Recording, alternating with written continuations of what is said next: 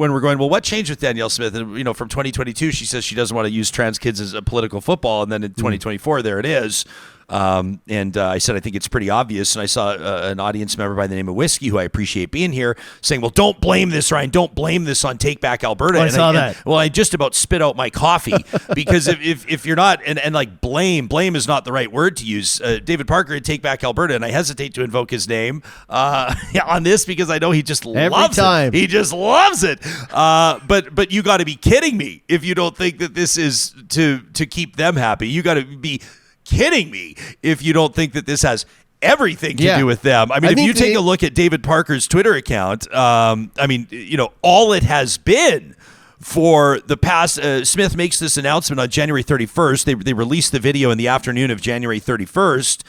You can check out our February 1st episode as we kind of go through the video and make our first observations on it, sort of a layperson's view, kind of political analysis of the policy. And then, of course, on our February 2nd episode, our Real Talk Roundtable, which I hope everybody checks out. I mean, David Parker has been crowing about this, has been crowing and glowing about this, has been celebrating this and retweeting everything about it. You got to be kidding me if you don't think that this is all about them, Whiskey. So bless you, my friend. But there's absolutely not a chance. I mean, that's hilarious. I think he was inferring that like the TBA has no power. They literally got rid of a premier already. Of course they have power. I mean, they can Kenny was kicked out. As much like it or not, Take Back Alberta has influence on or controls literally every single member of the United Conservative Party's board. Mm-hmm. Every member. They voted. And how did they do that? They did that because they're working harder than anybody else right now, because they understand ground game,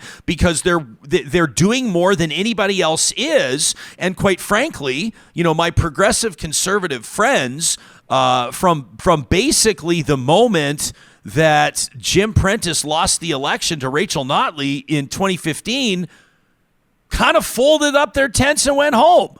I got the sense, and I've had these conversations with many of them, and I'm talking former cabinet ministers, former premiers, former constituency association presidents that felt that they had done their work, and it was time for the next wave of the party to take over, for the next wave of the progressive conservatives. And guess what? They didn't show up. And so then you had basically the former kind of Wild Rosers, whether they were or were not officially affiliated with that more right-wing, kind of more socially conservative political movement, which has always been around in Alberta, obviously.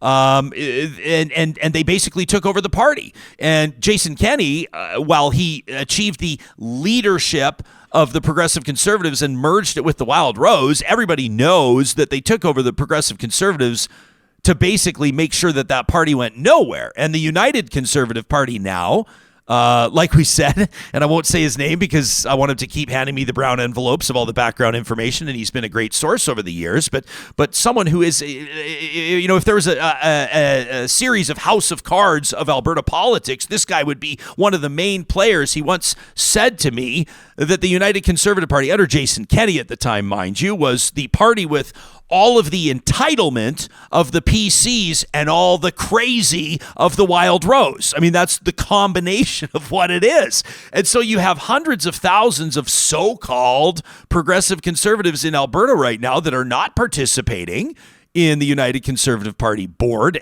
They're not participating in the constituency association levels. They're sure not participating in things like school boards. And there is the sense on Take Back Alberta, David Parker said as much to us when he came on the show. He told us, he opened up his playbook. He said, we're coming for the school boards next, because they sense that opportunity, because nobody else is serious about it and nobody else is putting in the work. So obviously they took it over because it was an easy takeover. Because every single time that a board seat became available, or every single time that there was blood in the water, and ask Leela Ahir about this. I mean, there's a million examples. They pounced, and they've taken advantage of it, and you're now in a position where the governing party in Alberta is controlled by what you may see described as a fringe minority of people. They love it. They love it. They have like bumper stickers that say fringe minority, but they've got a lot of power, and you're fooling yourself if you think they don't.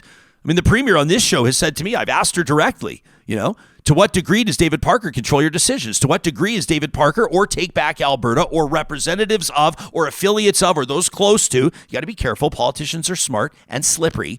So you got to make sure all your bases are covered. But to what degree does that group have influence on this government? She says none. But it's obvious that it does, because these are their top priorities. They talk about it and they celebrate when those things happen.